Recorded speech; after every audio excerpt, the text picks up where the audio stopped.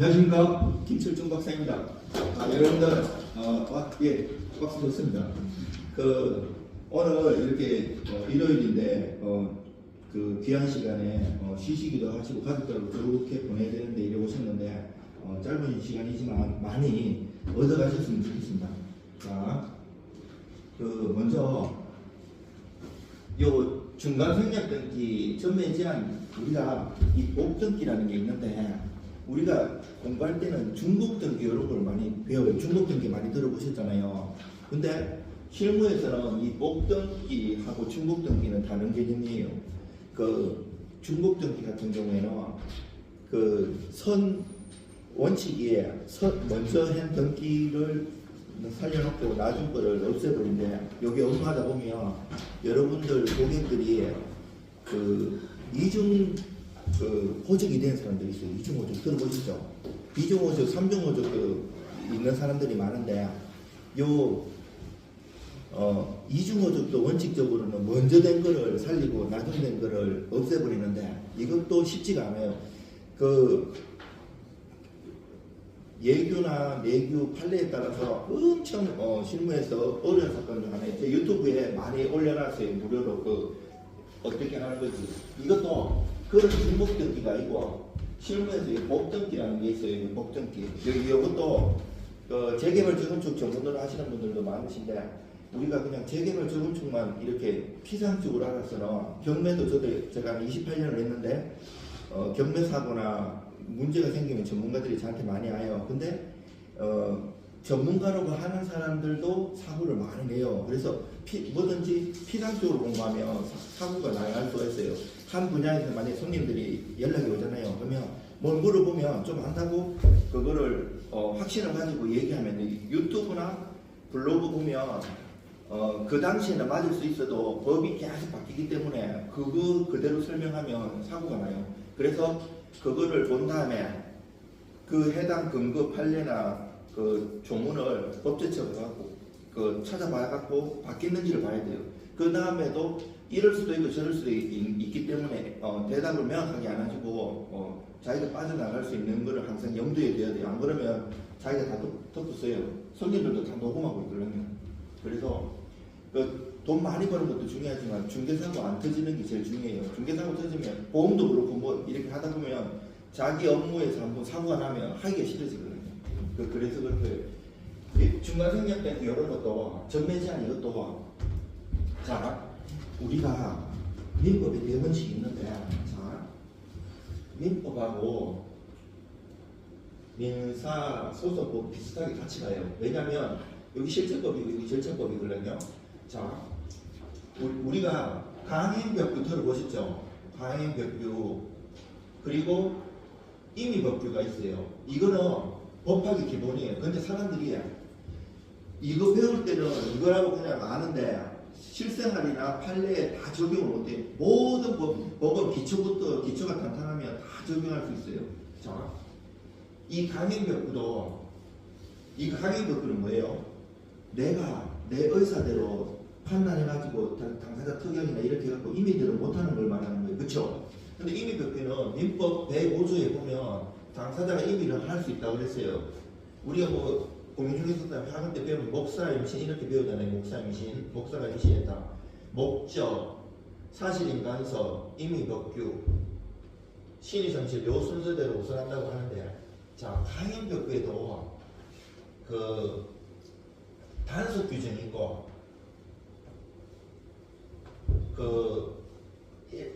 요 단속 규정은 이 강행법규 중에서도 전매 제한처럼 어떻게 보는가 하면, 법에는 어긋나기 때문에 보통 벌금이나 징역형 이렇게 돼 있어요. 징역형. 그러면 보통 전매 제한 이런 거 보면 자기 수익은 5억, 10억, 20억 이렇게 받으면서 벌금은 한 100만 원에서 1000만 원 나와요. 단속 규정이라는 것은 처벌을 받을 때 약하게 사법상 효력은 유효예요. 유효. 자, 그러면 내가 10억을 벌 수 있는데 한국 사회에서 처벌 조금 받고 보통은 10억 벌고 처벌 약간 받고 전매를 계속 해요.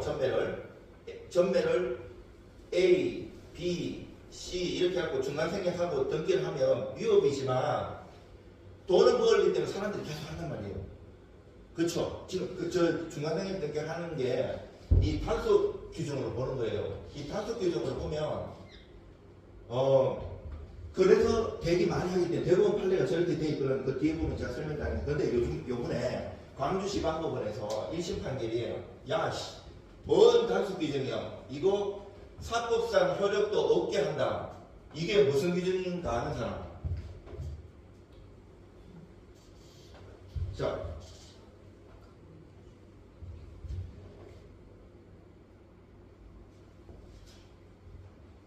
이거 아시는 분? 좀 강의하다가 혹시 아시는 분 있으면 얘기를 해주세요. 중요해요, 이거 진짜로. 자, 요런 대원칙이에요. 요런 대원칙에 따라서 요거를 한번 읽어보실 사람. 선생님, 순서대로 한번 하시죠. 요거 읽어보시겠어요? 책에 똑같아요. 네. A는 그 소유 부동산을 B에게 매도하기로 하는 매매 계약을 체결하였다. 매매 대금은 중도금 없이 계약금과 잔금을 정하였다. B는 계약금을 A에게 지급한 며칠 뒤 위 부동산에 대한 소유권 이전 등기 청구권을 C에게 양도하고 그 양도 사실을 A에게 내용 증명으로 통지하였다. 잔금일이 도래하자 C는 위 소유권 이전 등기 청구권의 양순이로서 A에게 C로부터 잔대금을 수령한과 동시에 C에게 소유권 이전 등기를 해달라고 청구하였다. 가능한가? 자, 답 적으세요. A가 동의하지 않는 한 청구 안 돼. A가 동의하지 않는 한 청구 안 돼. 제가 그 뒤에 보면 해설에 순서대로 판례나 근거를 쭉 해놨어요. 그 나중에 보시면 아실 텐데.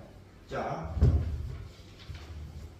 이것도 간단한 거기 때문에 적는 게 좋아요. 왜냐면 사람이 필기만큼 좋은 게 없어요. 왜냐면 선생님들도 다 연세가 있으시기 때문에 옛날에 그 머리 좋았던 생각을 하면 안 돼요. 그 30, 40대만 넘어가면 뭐 50대, 60대, 70대 많이 길어졌고요. 그 기억력이 많이 감퇴되기 때문에 필기해놓는 만큼 좋은 게 없어요. 효력규정, 효력규정. 효력규정 이거는 처벌은 처벌대로 받지만 사법상 효력도 이 무효라는 거예요. 무효. 그러면 무효라고 하면 돈 못 버는 거예요. 사실 대법원에서는 이렇게 안 갖고 단속 규정으로 간 이유가 있어요. 법이라는 것은 구체적 타당성도 요하지만 법적 안정성도 요하거든요. 이거를 만약에 다 전매되어 있는데 무효 이래버리면 엄청난 사회적 혼란이 일어나기 때문에 그렇게 했는데 요즘 신진 젊은 판사들 입장에서는 정의를 많이 생각해요. 그래서 그렇게 판결한 이유가 있었던 거예요. 자, 그리고 2번 그 뒤에 분 선생님 읽어 주시겠어요? 요거 선생님. 예. 혹시 못 읽으세요 선생님? 예. 자기가 혹시 힘드시면 안 해도 돼요. 못한다고 하시면. D는 그 소유 토지에 관하여 이에게 매도하기로 하는 1. 매매 계약을 체결하면서 2의 사정으로 제3자에게 위 토지에 대한 매수인의 권리를 이전하는 경우에는 매도인이 그 제3자 앞으로 직접 소유권 이전 등기를 해주는 등 적극 협조하기로 하였고 당일 계약금을 수령하였다. 얼마 후 이는 위 토지를 다시 F에게 매도하기로 하는 이 매매 계약을 체결하였고 이에 따르는 이는 F로부터 이 매매 계약상의 매매 대금을 모두 지급받았다. 예, 감사합니다. 그 밑에 양가로 1번 있잖아요. 거기 답은 직접 청구 가능. 쓰세요. 직접 청구 가능. 읽고 집에 가갖고 뒤에가 이해 안 되시면 저한테 메일이나 문자 주셔도 돼요. 그리고 이 직접 청구 가능 완료하고 모두 서로 의사합치 있을 때, 직접 청구 가능 모두 서로 의사합치 있을 때, 그리고 그 양가로 2번이잖아요. 여기 답은 거절할 수 있다. 거절할 수 있다. 자, 그래서 이제 뒤에 보면 중간생략된 기량이 나와요. 이것도 여러분들이 그냥 배우시거나 실무에 하시는 것들도 내공이 있으신데 여기 자료는 제가 어떤 책보다 그 실무서나 법학서적보다 그 깊게 해놨어요. 제가 논문 쓰는 걸 좋아해가지고 그런 것들 쓰는 걸 좋아해서 많이 모아놓은 거 있어요. 이거보다 깊이 있는 것들이 없어요. 또 실체관계에 부합하는 등기 있잖아요. 요것도 하나의 중간 생략 등기가 만약에 나중에 이루어졌을 때 그런 거예요. 등기 추정면 이것도 굉장히 중요한 거예요. 자, 특을 보시면 특조법에 무시무시하게 해놨지만 바로 입법을 해도 사법에서 이 강행 규정을 효력 규정으로 보나 단속 규정으로 보느냐 이런 게 되게 중요해요. 여기 교재에 있는 거는 선생님들 읽어보시면 알기 때문에 여기 관련돼 가지고 없는 얘기하는 거를 더 중요해요. 제가 여기 써드리면 아 저거나 빨리 얘기하지 이러실 거예요. 집에 가서 읽어보면 선생님들이 실문에서 그 부동산 관련해는 변호사들보다 더 많이 하세요. 자 그리고 제가 아까 약속한 대로 끝나지만 남아가지고 저는 연구나 공부하는 걸 좋아하기 때문에 밤새도록 해달라고 하면 여기 해주는 사람이에요. 거기 불평 있으신 분 앉아 있으시면 돼요. 알았죠? 여기 보면 요거 좀 설명 다 해줄게요. 요게 중요해요. 우리가 이거를 실무하면서 알고 있어야 돼요. 그러면 판례가 그러면 요렇게 보는 거 있고 요렇게 보는 거 있잖아요. 효력 규정이 보는 건 무슨 예가 있느냐? 제가 이게 제일 중요해요. 효력 규정으로 보는 거. 이거 진짜 적으세요. 이게 진짜 중요해요. 공인중개사법 있잖아요. 공인중개사법에 그 보수 초과 있잖아요. 보수 초과 받은 거 초과 부분을 웃기게 대법원 판례에서는 가격 규정이 효력 규정으로 가버려요. 속상해요. 이런 하면 안 되는데 이게 지금 속상한 게 아니고 또 우리가 공인중개사만 있는 게 일반인 입장에서는 이거 당연한 거 아니라고 생각하는데 이게 실무를 안 해본 사람들은 여러분들은 충분히 다 공감을 하죠. 이 일반인들은 이해를 못할 수가 있어요. 그 노력과 여러 가지 옛날에 여기 오래 하신 분도 아시겠지만 땅 같은 거 인증 작업도 많이 했었거든요. 이게 다 노력과 그런 걸로 파는 건데 사실 이거 보수 초과를 무효로 봐요. 그리고 또 두 번째가 뭐를 보면 그 이자 제한법.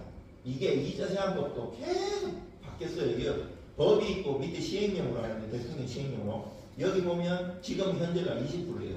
20%를 넘는 거를 무조건 저걸로 봐요. 내 친구들도 시행하는 애들도 많고 저것도 많아요. 제 건대 부동산 대학원도 나왔었는데 그 대부분 다 그 업계에 시행하는 그 부동산 사장 이런 애들이 많이 오는데 이것도 업을 하다 보면 부동산도 그렇고 부동산 하시는 분들도 많아요. 여기 서로 작은 단계에서 요 변호사들이 어떤 광고를 쓰는가 하면 요 20% 넘으면 무효라는 걸 알기 때문에 다른 이 약정을 써가지고 이거는 투자금으로 이렇게 하거든요. 근데 돈을 빌려간 사람은 나중에 그 엉뚱한 얘기, 이거 이렇게 이면으로 쓰면 이면은 실질 안 해요. 왜냐면 첫 번째 대여금 계약서 쓰고 두 번째 초과되는 부분을 이 투자금 약정 쓰는데 다 오리발을 내밀어요. 나중에 가면 갚을 때 되면 안 해요. 또 어떤 문제인가 하면 강남에 우리 신탁 조심하게 사고 나죠. 오늘 신탁도 있는데 신탁 제가 고대에서 석사를 신탁으로 민법을 했잖아요. 민법, 민사소송법, 신탁법을 했어요. 이 신탁이에요. 사실 이걸로는 박사학위를 못 받아요. 왜냐하면 신탁법에 보면 강제집행을 금지해놨어요. 강제집행을 아예 법으로 신탁을 입히면 강제집행 못해요. 그래서 강남에 어떤 문제가 있냐면 여기 그 토지주가 있잖아요. 토지주가 건물을 올리면 이게 담보 신탁을 하면 이 에qu티가 있어요. 에qu티 20%를 태우라 그래요. 얘가 100억을 건물을 올리려고 그러면 20억 자기 돈이 있어야 되는데 사실 없어요. 20억이. 그래서 강남의 돈놀이를 어떻게 하는가 하면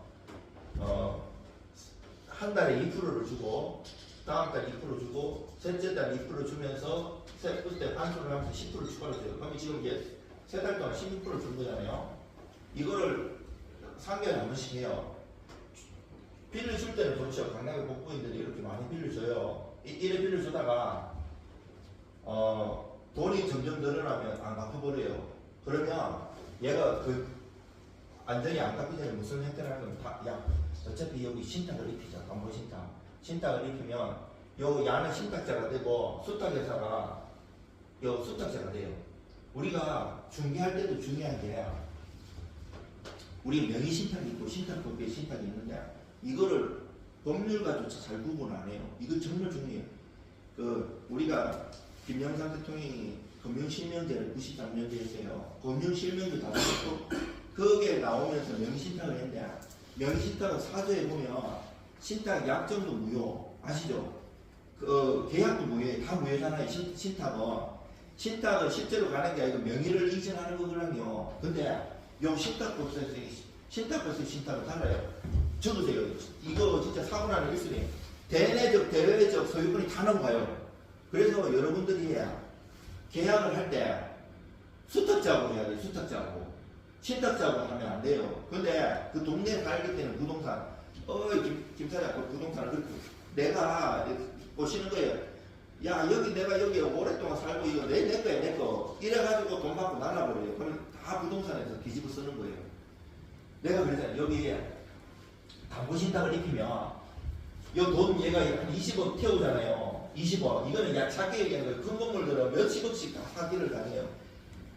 이렇게 태우면 강제집행을 하려고 해요. 내가 이제 신탁법상에 신탁 강제집행이 안 되잖아요. 그 금지법에 내놨어. 그래서 석사를 받고 박사를 다 써놨는데 학위를 못 받았어요. 왜냐면 우리나라에서 신탁법으로 박사를 못 받아 이미 법으로 금지해놨기 때문에 아무리 좋은 거를 내가 써도 학위를 안 돼. 박사 학위는 인류에 공헌을 해야지 주지. 내가 잘 썼다고 정보를 아무리 줘도 정보를 주는 건 학위를 안 줘요. 내가 기여를 해야 돼요. 뭐 특별한 제도라든지 입법안을 해가지고 그래서 다시 저는 실대 갖고 형법으로 받은 거예요. 여기에 이게 그래서 여기 보면 이자 제한법 이거를 초과하는 거를 효력 규정으로 봐서 사법상 계약도 다 무효로 시켜요. 그런데 이것도 할 얘기 되기만 해요. 돈 빌려주고 나중에 있잖아요. 안 갚으면 이놈이 막 고소를 해요. 야, 너 이자 제한법 위반이라 해가지고 막 고소를 해요. 근데 겁먹을 필요 없어요. 막 고소하면 벌금으로 대부분 나요. 아예 막 업자 있잖아요. 무등록으로 하면 실형을 받는데 일반적인 거로. 그래서 이거를 조심해야 되고요. 그리고 유튜브 보면 제가 다 해놨어요. 이거 여기서 한도 끝도 없어요. 저기 시간이. 그래서 단속 규정으로 한 얘기는 그럼 또 뭐가 있냐? 공인중개사 관련해가지고 단속 규정으로 한 게 뭐 있어요? 있어요. 그 밑에 중개보조원이 한 거 있잖아요. 이거는 처벌을 받아도 사법상은 또 유효로 봐요. 그리고 또 전매 제한, 저거를 또 단속 규정으로 봐요. 이 대원칙을 사실은 저처럼 이제 공부를 좋아하고 연구하고 논문한 사람은 이게 쭉 연결이 되는데 보통은 이 처음에 배웠던 이런 걸 다 생각을 안 하고 이런 거를 대법원을 팔려가고 이거 효력구를 많이 단축해서 이런 말을 안 하더라고요. 그러니까 왜 이렇게 했는 걸 생각을 안 하는 거예요. 그냥 이렇게 대부분 다 그렇게 생각해요. 근데 제가 공부를 해보니까 이거하고 다 연결이 되더라고요. 자, 그리고 넘어가세요. 요거는 이제 다 했어요. 하나는. 그리고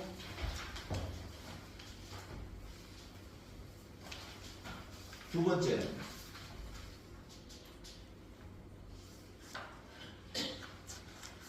전매 제한 목적기 관련 있잖아요. 이것도 되게 중요해요.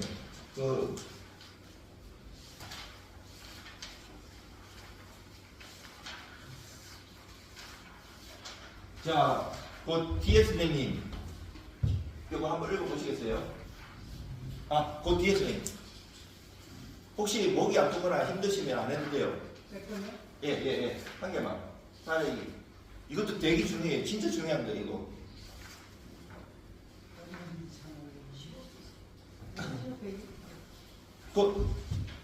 15페이지 있어요? 예, 저 선생님, 뒤에 여자 선생님 읽어도 돼요. 목이 아프면. 그 남자 선생님. 15페이지요? 예. A는 한국토지주택공사 기아 LH가 공급하는 아파트에 청약 신청이 당첨되어 아파트 공급 계약을 체결하였다. 위 아파트는 주택법령에 의해 입주자로 당첨된 날부터 말로부터 위 아파트의 소유권 이제 듣기를 신청할 수 있는 날 사업 주체가 입주 예정자에게 통보한 방해 주택의 입주 가능일 이후 60일까지 전매가 제한된다. A는 전매 제한 기간 내에 B에게 아파트 수 분양자 주의를 전매하였다. 위 아파트 공급 계약서에는 기타 주택법 위반 행위를 약정 해제 사유로 정하고 있다. 예. 자, 반가를 1번, 4번. 자, 받아 적으세요. 되게 중요해요, 이거. 가능하다. 그리고 이유는 전매 제한 규정은 강행 규정에 해당하지만 효력 규정이 아니고 단수 규정이기 때문이다. 요거는 사실 대부분 판례고요. 내가 만약에 손님 입장이나 당사자 입장에서 이런 일을 당했어요. 그러면 대법원 판례가 이러기 때문에 포기하는 게 아니고 아까 그랬잖아요. 강주지방법원에서 받겠다고. 지방법원에서 바뀌면 대법원에서는 전원합의체로 바뀌는 게 아니고 이러면 올라가 봐야 돼. 깨질 수도 있지만 어떻게 되는지는 두고 봐야 돼요. 저는 유튜브에도 많이 올려놨는데 법무사지만 그 1심, 2심, 형사고, 민사고 다른 법무부 유명한 데 써가지고 안 낸 거를 3심에서 파기하는 거 많이 했어요. 이런 것도 깨질 수도 있어요. 사실은. 왜냐면 이거를 논문을 잘 써갖고 사법상 유연하면 사회적으로 실질적으로 너희들 입장에서는 법적 안전성이 약화된다고 하지만 오히려 더 법적 정의나 문제가 많이 될 수 있다고 그렇게 주장할 수 있는 거거든요. 이해되시죠? 자, 그 다음에 방가를 2번 다 가능하다. 가능하다. 자, LH는 환수 대금을 먼저 지급하는 선의에, 즉 돈 먼저 주고 취득할 수 있다는 얘기예요.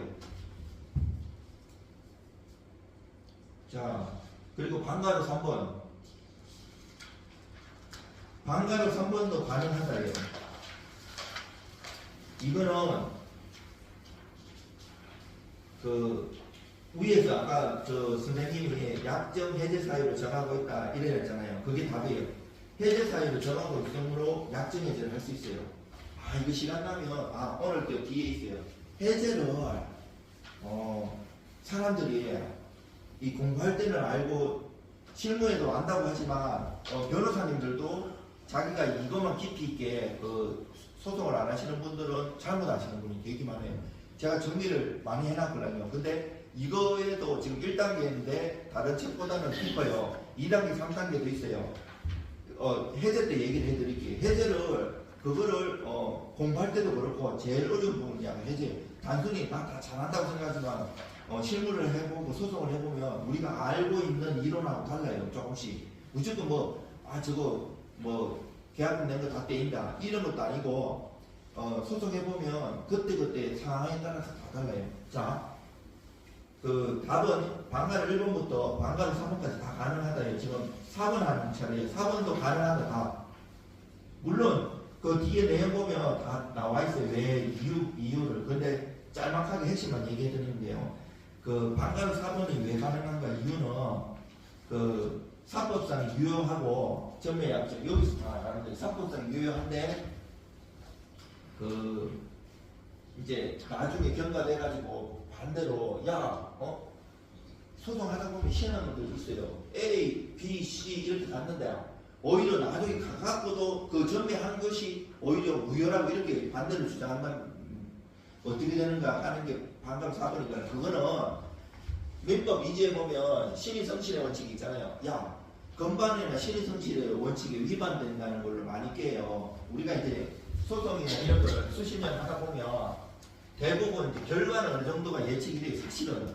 그래서 상담하러 올 때는 이건 몇 프로 정도 가능성이 있다고 하는데 그 중에서도 싸우다 보면 가능성이 한 50%도 안 되지만 판례를 바꾸거나 판례를 안 바꿔도 바뀌는 경우가 있어요. 이것도 되게 중요해요. 지금 이거 보시는 것보다 더 중요한 게 이거예요. 자, 저는 부동산을 오래 했기 때문에 부동산 손님들이 많아요. 여기 보면 우리가 A는 공인중개사님이에요. B는 손님, 공인중개 손님인데 보통 보면 중개 보수 때문에 소송이 많이 일어나요. 자, 지금 제1 첫 번째 이제 부동산 관련해서 중요한 거예요. 자, 먼저 만약 예를 들어서 0.8로 중개대상 확인 설명서에 썼어요. 그런데 이것도 지금이 연수교육이라서 법정교육 때문에 내가 이것도 구체적으로 시간을 많이 들이는데, 자, 간단히만 내가 예시를 드리는 거는 예외적인 것도 있는데 그건 생각하지 마시고 요것만 따라오세요. 자, 했는데 손님이 보통 그렇게 해요. 안 준다 그래요. 그러면 소송을 해요. 야, 너 0.8로 했잖아. 그 근거를 보통 법무사 변호사는 뭘 주는가 하면, 제가 이거 쉴 때는 얘기하는 거예요. 아까 얘기하다가 왜 이거를 들어가느냐 해갖고 지금 얘기해 드리는 거죠. 자, 근거를 뭘 하는 거면 처분문서라는 걸 해요. 우리가 처분문서, 이 판례가 있어요. 대형 판례가 뭐 중개대상물 확인 설명서라든지 계약서라든지 약정서라든지 뭐가 필요 없어요. 뭐 서류가 있으면 처분문서라 해가지고 이게 왕이에요. 아니 약정도 이렇게 있지 않냐. 그런데 이 대부분 판례에 보면 제가 잘 따르셔야 돼요. 모든 판례는 우리가 공부할 때는 이거는 긍정이야, 부정이야. 대부분 판례도 보면 뭐뭐뭐 여부, 갈로, 소고 이건 안 되는 거잖아요. 공부는 이렇게 해요. 변호사들도 지금도 변호사 시험이 있나 공부할 때는 그렇게 해요. 암기를. 근데 실무는 그렇지가 않아요. 대부분 판례 다 보면 무슨 판례든지 뭐뭐뭐뭐 하지 않는 한 예외가 있어요. 이 처분문서 우선한다는데 요 공인중개사님 소송할 때는 이렇게 써요. 원칙 이거 뭐 하지 않는 한 요거 예외가 말고 원칙으로 처분문서 이기니까. 근데 반대로 반대로 소송하는 경우가 있어요. 야는 만약에 손님 입장에서는 답변서를 써야 되잖아요. 나중에 소송도 있는 그건 예외적으로 하고, 만약에 답변서를 쓰잖아요. 답변서. 그러면 어떻게 하는가 하면 보통은 엉뚱한 얘기 하는데 저 같은 경우는 잘 안 하지만 만약에 진짜 억울한 경우는 뭐뭐뭐 하지 않는 한 이거를 하면 대부분 이게 그러면 반 정도 같아요. 0.4% 정도. 요렇게 하는 건데, 자, 요런 게 있고 처분문서가 있고 또 두 번째가 선생님들한테 제일 중요한 게 보조참가라고 들어보셨죠? 보조참가 제가 블로그나 유튜브에 많이 올려놨어요. 이 보조참가도 이게 좀 말하기 조심스러운데 협회에 변호사님 계신데 여러분들이 공제전서를 하면 그게 100% 한다고 해가지고 그게 나중에 내가 면제되는 게 아니에요. 전문인 배상보험이 있으면 이거는 얘들이 물려주고 손님들한테 구상을 안 하는데, 만약에 10원 물려주면 손님들한테 다 구상을 해요. 그래서 보조참가를 하셔야 돼요. 그 사건에 대해서 제일 잘 아는 건 자기가 중개한 중개사님이 제일 잘 알아요. 근데 이분들이 바로 이렇게 소송 거절을 해갖고 알려줘야 되는데 대부분 1심 끝나고 해주는 경우도 많아요. 그래서 중개하고 얘가 트러블이 있으면 잘 봐가지고 녹음도 하고 카톡도 다 저장해놓고 얘가 뭐 소송을 했는데 이거 민감해야 돼요. 그리고 협회에다가 연락해갖고 소송 들어온 거 있냐고 알아봐야 돼요. 그러면 즉시 보조참가해가지고 같이 싸워줘야 돼요. 안 그러면 그렇게 그 변호사님은 이 중개 속 깊은 얘기 있잖아요. 당사자가 억울한 게 있단 말이에요. 다 그래서 중개할 때는 녹음도 하고 파일 폴더에다가 다 이렇게 이 물건을 했으면 여기에다가 계약서든 뭐든 다 안 버리고 다 녹음했는까지 녹음 파일도 잘해야 저장해야 녹음 파일도 녹음하면 자동 한국 폰은 자동 되걸라면 미국 폰은 안 되는데 해갖고 카톡으로 옮긴 다음에 내 카톡으로 컴퓨터에 다운받아야 돼요. 그런 게 중요하고요. 그리고 방관 5번 있잖아요. A와 B는 주택법 위반죄로 처벌되는가? 이거는 A만 처벌돼요. 이게 참 웃긴 거예요. 이게 중요한 게 형법의 대원칙이 죄형 법정주의예요. 죄, 형, 법, 정, 주, 이. 죄와 형벌을 법에다가 정해놓지 않으면 원민 재판이 이렇게 되기 때문에 지 마음대로 판단하기 때문에 안 되는 거예요. 그래서 사기꾼들이 법을 더 잘 알아요. 만약에 이 사기죄가 성립하려면 형법 이 기망이 있어야 돼요. 기망에는 적극적인 소극적인 취직기망 여러 가지가 있는데 속여가지고 얘가 어떤 행동을 해가지고 인간관계가 손해가 생기고 이런 걸 해가지고 특별법까지 다 간단 말이에요. 얘들 머리가. 그래서 규제가 안 되는 사기를 많이 친단 말이에요. 근데 치도 법에 규정이 안 돼 있으면 처벌을 못 한단 말이에요. 그게 제일 목적이고 이걸 웃긴 거예요. 요 입법할 때는 A만 처벌하게 해놨어요. 그래서 중요한 게 우리가 명의신탁 하잖아요. 명의신탁 해놓으면 수탁자만 처벌되겠어요? 신탁자 같이 처벌되겠어요?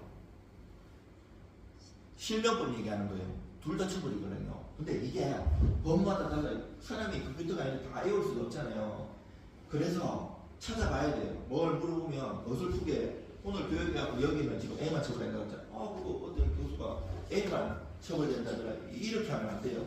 얘가 지금 사안이 신탁법상의 신탁인지 명의신탁인지 아니면 실명법으로 가야 되는 건지 얘가 묻는 사안을 보고 그 법을 찾아봐야 되는 거예요. 그리고 확신을 주면 안 돼요. 저도 알지만 노멀하게는 이렇지만 예외적인 것도 사안에 따라 다르기 때문에 구체적으로 가야 돼. 이렇게 항상 얘기를 하고 녹음도 해놔요. 나중에 너무 떤 얘기할 수 있거든요.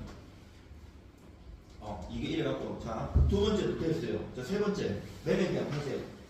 이거 오늘 얻어가시면 다 중요하지만 매매계약 해제 이거 진짜 이거 여러분들 많이 얻는 거예요. 그 질문하면 싫어하실 거예요. 이거 사실 변호사들 앞에서도 법무사들도 마찬가지고 이거를 전공을 안 하면 잘못하시는 게 되게 많아요. 이거 내가 여 나와가지고 이거 정확하게 설명하고 풀 수 있는 현장에 지금 바로 100만 원 드릴게요. 혹시 자신 있는 사람? 요거 정확히 풀 수 있는 사람? 이거 판사님들도 정확하게 모를 수 있는 부분이에요. 이거를 어설프게 공부하면 저도 계속 공부를 해요. 이게 진짜 많이 헷갈려요. 자, 너무 잘 따라오셔서 배도 고프실 텐데 몇 시에 잘못된 건지 지금 몇 시에요? 1시 40분이죠? 45분이죠? 10분 동안 요 매점이 있다니까 뭐 간단한 거 드시든지 화장실도 갔다 오세요.